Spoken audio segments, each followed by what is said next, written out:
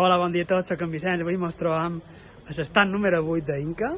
Són uns clients que ens han arribat a través d'un contacte nostre.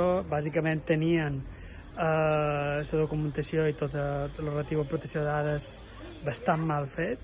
I ara sí que el que van fer va ser fer borrón y cuenta nueva.